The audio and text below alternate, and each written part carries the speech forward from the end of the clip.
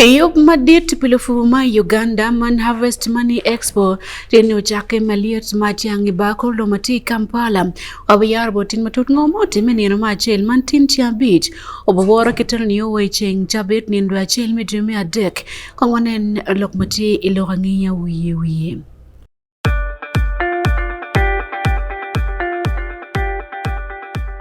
At least the one thing for now we can all agree on is the soap to use. He likes that it's big and lasts long. Anti-economy. I like that it keeps my skin smooth. Ate alina echovu. And the children like that. It smells amazing. Everyone is happy. Movit soap comes in 4 fantastic flavors. Movit family soap is truly soap for the whole family. Movit. All day confidence.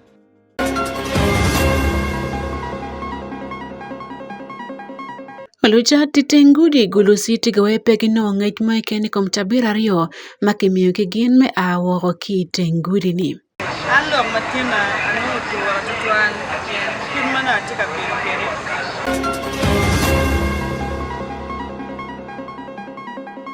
Yup me Harvest Money Expo tino chake malieti ba korlo mati Kampala oborinyo niyo wecheng chabit. Whoever has not known about this should come and see within these 3 days.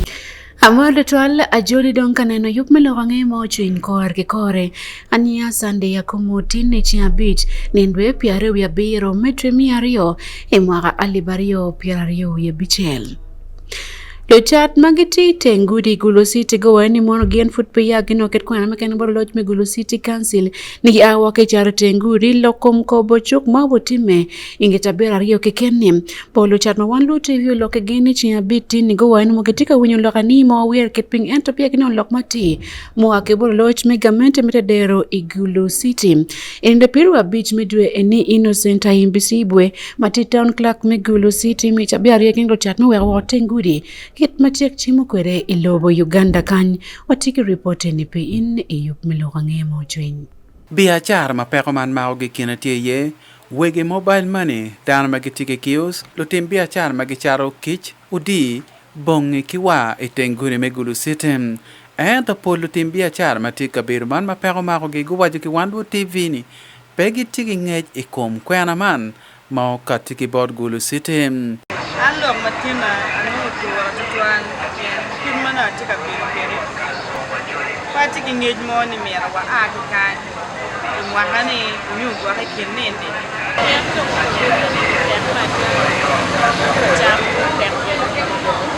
Keno pero machara dora aro kuno pero bade ero mayamne kema wa bete Tokaya ni wama ta on na no chu cham chu ke pe wa le che chu ma ke an ko ti ali ma cha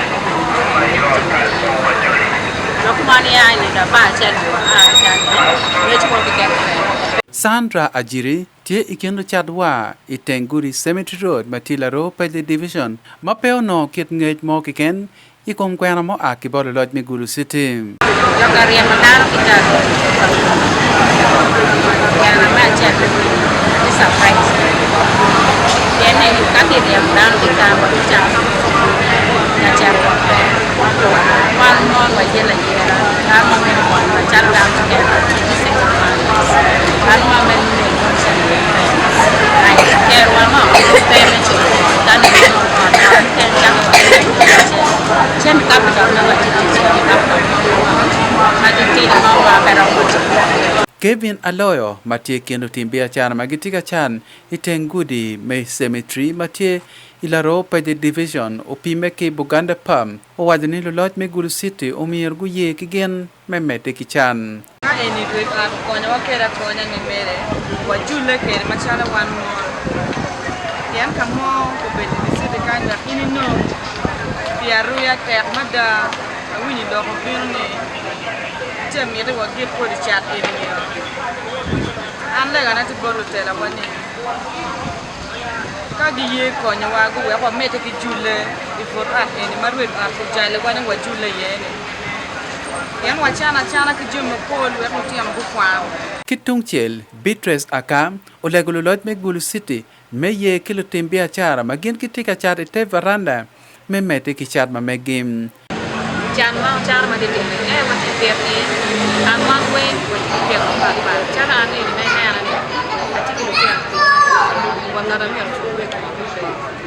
so ko ne kado ire mo ani wa chere chu mabe para ma food me chu chu ti pa ga ka do tin do be no ina so ka do ku ka chana wa be wa do ku e ke wa te on chana te on ka we party ana be to da be no ka bena ka enini I don't think I think no you no matter be good bagamen wa yembe na feel good I think yana te on the bati do good so alega ni mero yembe kutino watisa Lutimbia Chara Mokeni Gulego Wakabene Gulu City, Numer Kikopki Kabirimum, Latimbia Char Chen Mao Mokonyeni, Thomas Kikeni, Dogbene Charo Wa, Igurima Aki Guluchero Ikampanum, Wajanim, taking it Ikomquanameno, Dogbeno Wajanimenum, any Tiatera, Medaka Mokikan. Yes, we are ready. Some of the cities they are dislocating the street vendors, but some of us we are here, we are stranded even because here in Ikuru they have never given us the gazetted press where we street vendors we can sit. Reason being, you cannot just tell me to just move away when you have not given me where I'm going to start from. Lutimbia Chara Mokeni Magin Gitika Chat Kono, Itenguri. Go watch the man getting age, Ikomquanamo Akibot Gulu City, Dogbene Gitia Terra Medak Waron. In the period we are bit midway man, innocent Ayim Bisibwe, Town Clerk Megulu City, Omio Chabera Rio Kilotimbia Chan, Magatica Chat Itenguri, Vodka Benma Papa Megulu City, Me a Warren Chak in the period you are bit midimario, Neon in the Pavia Chel, Midway Mad Dekim Wakaman, Ismail Jacob Jones, Be Wan Luo Television, Igulu City. Nutela magiti kwa nia district man council gutiro mwakme kabiru mokene medoro tela monoloni administrative units iyopon ma nyamu yen loke council mangad modora yoben ngad maneno bibia char pakamente Geoffrey Eling Owera ngeno nyama tut metaka onga yopo kabiru moken mapole kenete yikchako county manyen makiloni kwa nia West County ya Bosap County adek mokene manyen town council adek manyen kidong woda pawe ya chele ki parish gen piru wabij mokene manyen Town board aboro kidong kinchar nyo village gen miya chel pengoni abidmage yaw manyen pidano magitie enni kwania district konom mok mane katikwere council dok ben dong tigin mapgidi wukoro ni ad moko tek mendo Uganda ya tieni kiteo moko ni obutime kiteno man pekabero metela manyen ikwania district Solomon Okabola Church wa Wan Luo television yairi matut ngo manyen kikwania district konom.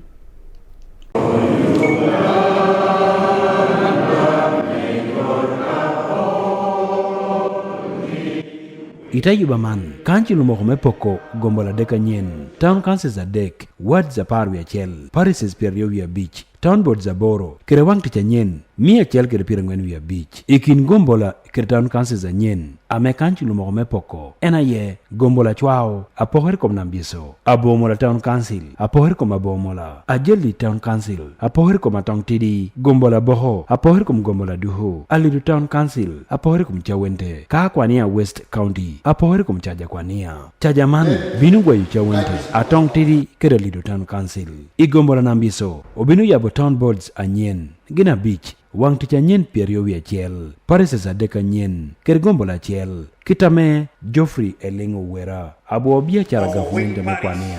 Tiro kede.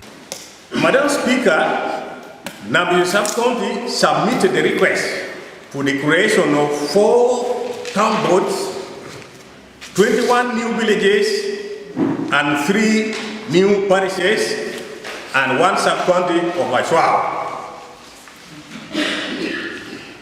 I proposed town boards are Nambiso Trading Center in an Orna parish,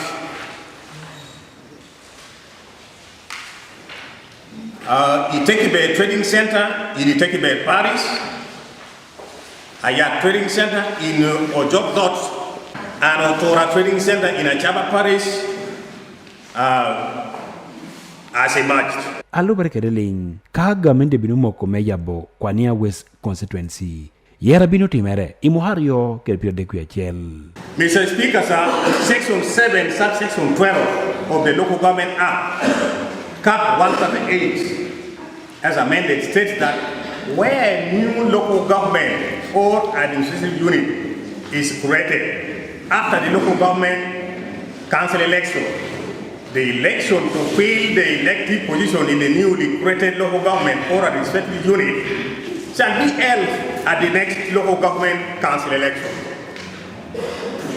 So once, even if the ministry approves these our things tomorrow, nobody should begin looking for vote. The vote will be on the 2031. Geoffrey Alex wala diabo won kama biñ mekwania tiro ni poko gombola parises kire wang tiche magi bino chwalo no lobo chok boto tedero. The justification of separating many of these villages, parishes, sub-county and creation of town council are very clear. I want to thank you, it is a non-partisan motion. That when it is time for PDM, a parish like Bongo should have been separated into 3 or 4, created into 3 or 4, are benefiting the same 100 million. Like a parish in one place where beneficiaries have already gotten all the PDM and they are waiting to be instructed whether to start to repay. So we want to stop that. In fact, what we are doing is targeting benefits that comes from government. So that we have so many parishes. Remember, when we create new parishes, it comes with a lot of interest. The interest of having a primary school, government primary school in a parish, because the policy says there must be at least a public primary school in every parish. When we propose creation of a sub-county, it comes with a lot of interest. That every sub-county must have an health center to read. District mekwania opohori ko mapach imohatitumia riokera paru ya boro ikom kanaman kwania tikre town councils adek gombola boro parishes pirangwen wi abongwen kere wangtich mia ngwen kere pirangwen wi abiro amut pe Wan Luo television Solomon Okabo ikwania district. Lofo makaro miya chel piara bichi ko I kaberamaido district guto no nged manyan iloko mande terupu we biachara to loko magwako chama ke choka por kedong mene meto rom ka chuwek pu mameki onyak nyige ikwo pagien lokien gang jogwaya farming group mati yoriamo sub county kaberamaido district ayo yobo ponyeman pedar mekiti kin gang wanen kong dokman kibot Michael Onye. Jopur owokun ikabedere apapat enotieko udong'ech karachiel kede puonyere yepone ameda kipore mako karachiel kede da pur puonyere ni enobedo ifam meda ekodet moluongo be jogwaya ametie iyeteme oriam ikom jamina me jopur obeye dio puonyogi enobedo kopame maker karachiel kede tich kede kodi abecho neno be kimedo amiyo melobo karachiel keda neno da be jamina mokwa nyipoto enamo mako iyepone opore toto mere cham ame maruwo konditie anyige ifame jogwaya jamini tiye ache apapat balanat kamo kuto dioko iko karachiel kede da nyige balanat mudunga kopa me maker karachiel kede da gwoko doke ikom jamin ache apapat jo ado otelo kopi kom puony mogi kom gi eno yamo kopegi. Otekere machine a cleaning mudunga ichatia wakaditia. Otekere machine amet ene tuo mudunga e kopieto ichatia wakocha. Neno wan jogwaya kan wan timo jamegi. Machiel wan gwako gwen. Mena bare wan gwako ipegei. Mena badek wan gwako doke mechak. Mena mongwana pire tedo na wanotiye obedo kome puro ma nyimere tiye lia puro me pukachiel lia puro me pukore. We don't want our people to be cheated.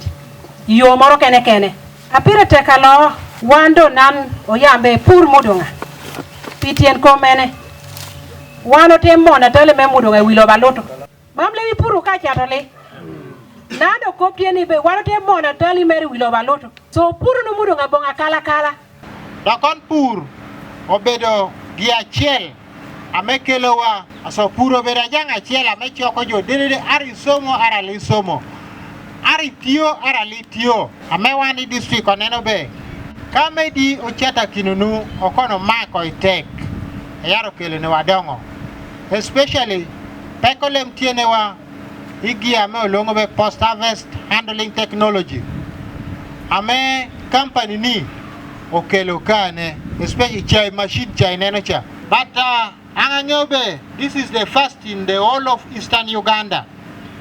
Machine ni amo keto kane.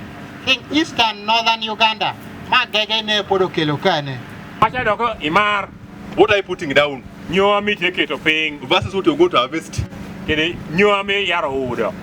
Today you're told from here there's a maize of if you buy a maize of 30, will it give you 90,000? As some as were failed. For you, went time for plowing, you borrow money from the VSLA. You go and borrow money from the VSLA. You go and buy seeds from the market. Buy seeds from the market. You even go and buy wrong chemicals. At the end of the season, you have harvested nothing. You invested nothing, the money you put the money down. Because you didn't understand what was the value of the money you're putting down. Aso jopur ikumgi enopoye akoda yika gi toto mere kopa me maker karachiel kede da pimo amio melobo karachiel kede tich kede kodere abecho. Bera manga wudi ipuonyere meti na makoko mekodi. Tiaman. Angolem liya wilo kodi awila. Dobo ba oto pito kodi alia kila nyakina ber ituka manga tiye lia mi awudo wuda me pora wudi awudo epuka chieli arabi pukari do nantin puonyera manga ko bini yeni oko mina ngonan ayaro dog les we kada wud sente amekalamo sente ale mawudo ibero me ko puonyera tinanga bini ye en chala mano Come pimo lobo ni ena do ber kalamo kwech. Konyo jopur benyo. Yaro konyo wa le manga tike de loba rach. Alia ngio ba yaro puro lobo ni kotimo na wot na nyua ti ye arabo kodi yaro woki ye pona chal benyo do na mo pimo na lobo ni. Ayaro ude pone me pura ma yaro puro. Woki quality a bera manga sobola udo kedi dia bera sobola konyango. Jopura pat atie kwano gide debe karawan le mutie pura tatai. Lio tie kede ngech me pur. Do the appear take a will no kodi anyen ameti saket bermerenyo yen bermere tiebe poti wage otigoti emiti do kodi amo ti saket tetamia toro wodo do aloka umlobro mejo tigoti yen population mejo omiedo jo puru lobuno dio dwoke sadente omiedo tego me lobo bedo donde kani pure chama ber kani ditieke gendi ke benyo diwodo be chamno le ade ko ro e pon america wo ke bala me jase e jaso do tini puonyere metini ni anga wodo be ako wodo be karakai puro iber di mako puony bala kitana tinanga a lobo ke ria chaki ni me puony mo kelo William puony wakede karakai ni puro mudo ngasake ta chiel iroma wudi puko itomiere arbo tomie kanyape Michael Onyinge Wan Luo TV Ikabere Maido District. Yop madit palopu mabere mwaka kiloni Harvest Money Expo made mwaka mano da kopitene mapara ni uchake tin iba korolo malia totual kilopu mapol kilonyo jemu mepu ben mapol magete iba konuni chake tini o worketen yowe ching chabet ni ndwe achi ilme jumia dek mwaka ni enim la dod moko chek melo Uganda man meko ane tanita mong tini bene oberutie ba konga ketma yowe chakore ento yabuna tie butime diri chiambichel Wanen kong report kom yapo ni machel Yup me Harvest Money Expo 2026. La dod moko chek melo Uganda Anita Mongo for Matek Vision Group kelo Yup me Harvest Money Expo o wani manti yo achel menyot ni mono anyol Uganda mero dier mapolo kompugi medo rom kach weke dong fu ilobo man. Whoever has not known about this should come and see within these 3 days and see how best we can be able to get agriculture mechanized. I was actually very, very impressed with the equipment that I've seen. And based on that, as government, we will make sure that we improve our budget on agriculture. Ekar maulimo bolo mapol iba kololo Anita wani NPR kene onopenge ni mono jima beji mapol madonlo komputi Uganda Roma eni neno kweretini. Endo cheke ni mono ebi loko matek weka mete melobo Uganda omed biekle makekere lokompu weke dong rome pu ket meker me pu kinyone mapole kebene med rom kat weke dong pu me biachara pieni manti jangti makelo nyot miuti bora nyole gan mapole man en lokompu. Vision Group has done is a very, very important thing, bringing all the agricultural people together to see how best we can do validation to our products that we produce out of agriculture and then to mechanize agriculture. Endole koni mon nyul gan mapol ben ko bin kaneno yup me Harvest Money Expo we kunong po ni ka ben kunong ker me wilje mapol makimiro medongo po ilobo man. Adit maloyo Vision Group Don Wanyama owaye ni mon limpa speaker ni tigen manyora chel ni po piaretek dak bene yup me Harvest Money Expo tigen makelo der kilo po kachel wekit kel chuk achel madit pianyual Uganda magitilo kompu. Yup me Harvest Money Expo tika wote mwagaman ki temot ni mono fuwe biachara ochake tini nda piru wa biyero medremi arioni obutum niyo nda chel medremi adeke mwagamani ching chabit titime iba korolo mati Kampala. Lujul pe yugman aye gankal palobo Netherlands Uganda engsol dunga nutrition abi pal bank kidong Uganda Development Bank kin mokene benetie Heifa International Rock Telecom gankal mepu Uganda kidong bene Uganda Revenue Authority dulmelo choko muchoro iloboman. Logange mo chwin e Wan Luo television ania Sunday yako.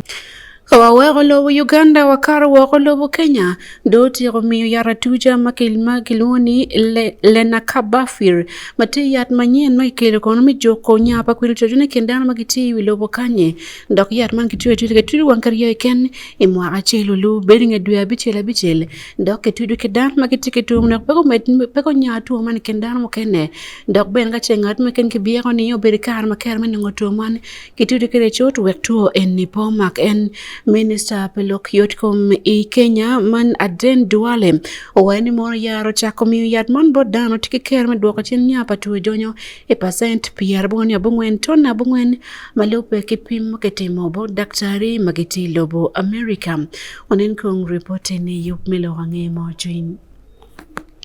Lena kapavir ti yad makituju wankerio imwagachil doko nyoro tit matek me juoko nyapa tuwe jonyo i percent makar pier abongwen tona abongwen ikar makitemo dok kineoni tiyo mabedo twal loyo woko yat ma mog yara gwer mapol makimiyo me juoko nyapa to mapapate kindano magiti wilobo kanyim.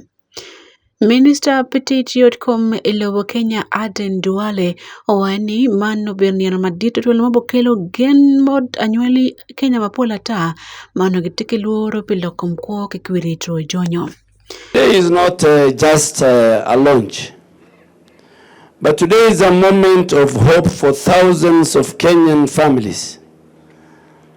And we are introducing lenacapavir, a new long-acting injection that helps prevent HIV. At a time when many of our young people still face the risk of infection, this innovation gives us the renewed strength in our national fight against HIV. Kenya tiki lobo abungwen ni Afrika makiyer geni mwakamokati metemo en yatman ne dokpen kitero dongi South Africa Iswatini ki Zambia idremia pawi yario imwakamokati. Dano maromo million achiel tona deketi kwa kituo jonye Kenya mapoleti mapolo ikindana mako chakapara beach niyo kwere ipiarario yangwen. Ichabit mokati lobo Kenya ono dos me yatman gin alipiru achel mo wakibot dul me Gilead Sciences kili mo wakibot Global Fund me lwen ikom tuo jonya Uganda. Yat makiloni lenacapavir ni kono matek me lwen ikom tuo jonyo dok bene gwoko dano berke yatman wong penge tudu ke chel leken kadaka tudu nge dwe abichel mokene kirio imwaga chel malupe kilok pakaro njomo matila mi kon me yot komikin gang ikawangware kinta oromati Nairobi. Dan mapol bene ngonyoro mirgi kumenongo yat man ke bene chwake matek ikom ket ma yat man tiyo kwede ikine Samson Mutua mwaka ne piario ya biro make eno ber ngat machel make tuje ke yat man ilobo Kenya olo. Mokene Peace Lawrence ndao matingat machate iyo meburu mwaka ne piro wadek ojolo bene matek bino payate ni ilobo Kenya. I decided to come and take line kwa sababu ya I used to use the other prep, the Tembe one, and I started using it in 2017, of which ilikuwa inanisumbua sana na hiyo time ya kutake, saa zingine nasahau the pills, saa zingine nakosa hata kumeza, na nilikuwa na put myself at risk because nilikuwa na risky behaviors. Kelo yat makit mane Afrika tike me ben ke per mapole kinen ngolo wa kony mono lo Amerika miyo bodano magiti ko ekwirito jonyo iwilobo kulu kimokene totwal no bene kony mapol bino e Afrika. Pelo ngemo chwenye e Wan Luo television ania Sandy Akumu.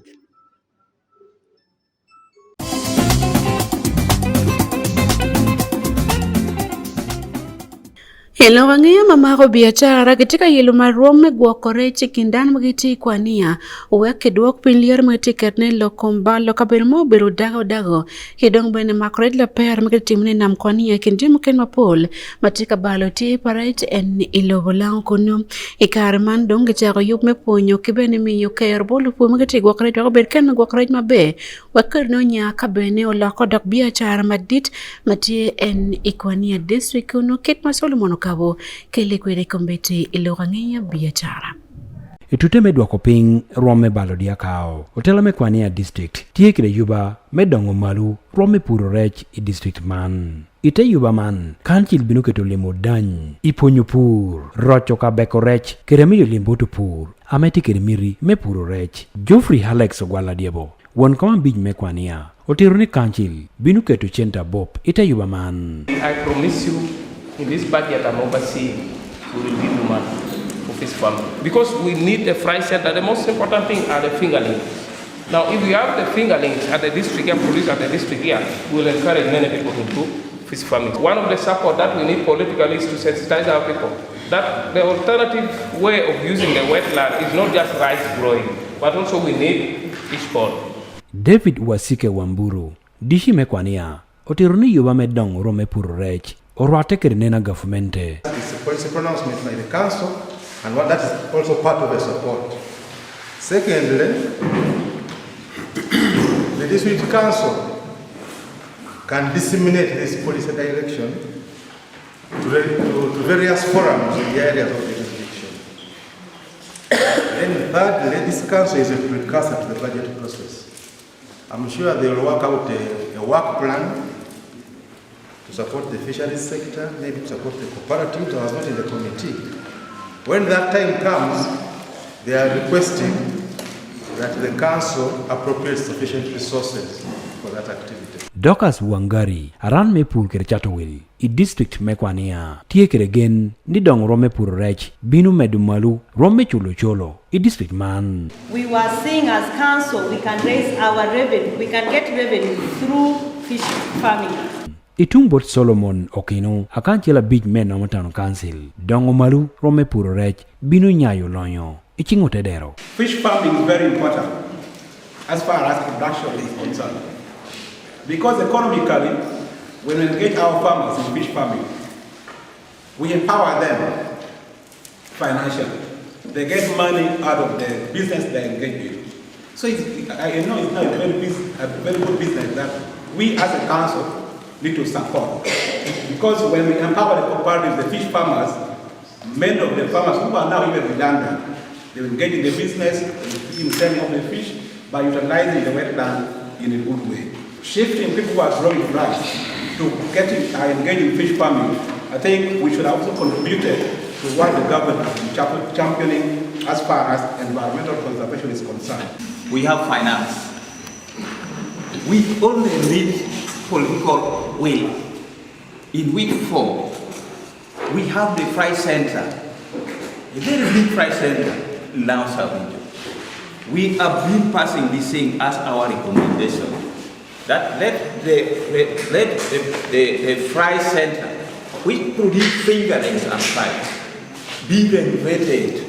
Hectares tutumia bongwen, imia ngwen kira pira bihiel. Ikom hectares tutumia pira dek, imia chel kira pira rio media kao. Ena yo balle, i district mekwania. Kai poro kira rom me puro rech, ame puti ping i district man. Amut pe Wan Luo television. Solomon Okabo, Ikwania district.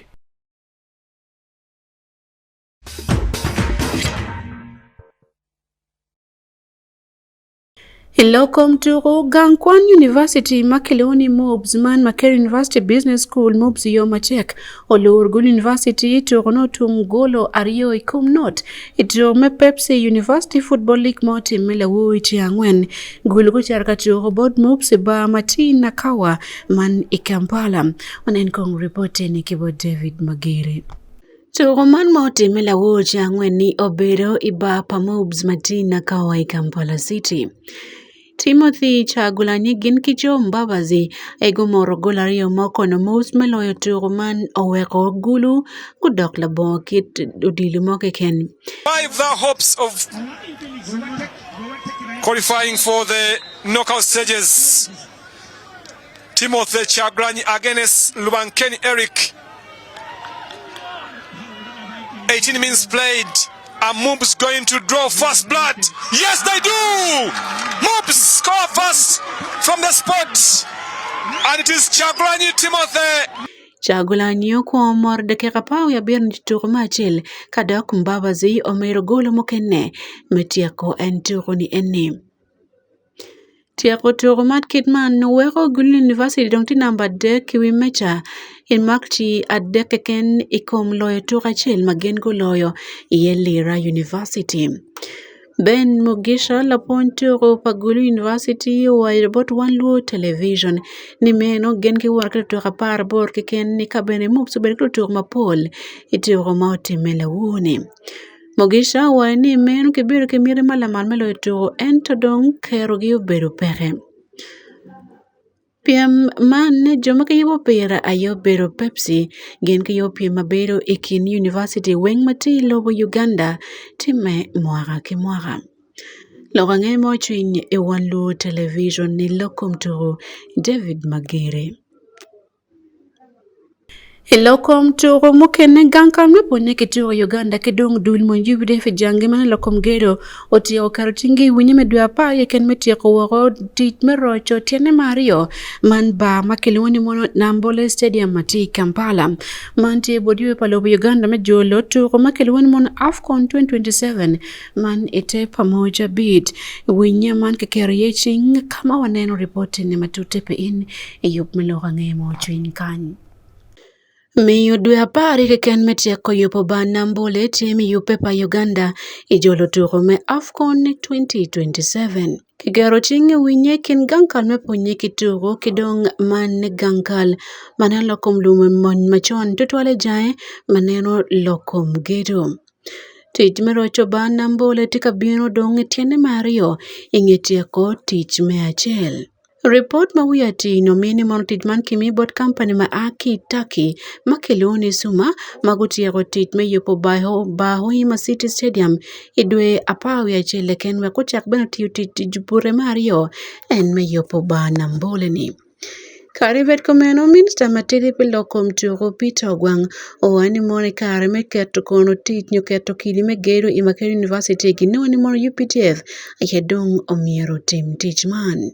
Keto ching mano timechi deke gankal meponye kituro mati Kampala gat motelewe ayo bedo permanent secretary man Kedres Turiak Gender. Ngat motelo bene wi dulmo akibot dulmon UPDF ayo bedo ngat maneno karan maneno lokom tich mokene Francis Kahirita man Ngabirano. Tich man negamento mogoni obutero chiling bilion 240 ndako merotum ikine medwe pau yario. Tich magetimo machel man phase 1 notero chiling bilion 40 ndok dong Mario eni obutero wenka donke mero obutero chiling bilion 345 kolom. Wan komba dunme National Council of Sports Ambrose Tashovia owani mono tich mar miro tim maber tudwale komiti mar tigi pajo kan go ng'iyo tich man korke kore weko tum e Roma mite. Yob man tika bino eng'elimo bero tie kibolu direme kaf mago bini Uganda kibene FIFA mago limo lo man menyang yope pa Uganda ti romene pieni mono ba nambole tikin ba madon mago bujolo tukume Afcon ma Uganda boripa yeki Tanzania kaachil ke Kenya ita yop me pamoja bid. We are mile far away. When I went for presentation in Serena Hotel to the Pamoja team, they said Uganda is very far. And they are consulting us now. They have consulted us on how we did it, and they have even, where we hired some experts for the grass, we have given them, and the first team which was here has flown back to Dubai to go to Kenya and other places to do the same. Elokom turo eyup melorange mauchwin ania Sunday Akumu. Danen Wan Luo television na oya giki pa yup me lorange ma chu nyitini chiambich opo wini mono wipo wheelchair e yup me Harvest Money Expo obo mete diri chiambich kidong bena chincha bet maninda chel niyo wa ya giki pa ningino mai chincha bet obo tumwa wa otiano cha wapao ya rio yup man katenga ramia donyo ti wil mechili bapa den doge kadong bena ka miro nango ponye ichulu chiling alibapa mo kani yup matika time iba kololo maneti Kampala. Opo edotana na yup melorange mo chwin yup mo keneti kabino pe in ni kanye e Wan Luo television ania Sunday Akumu.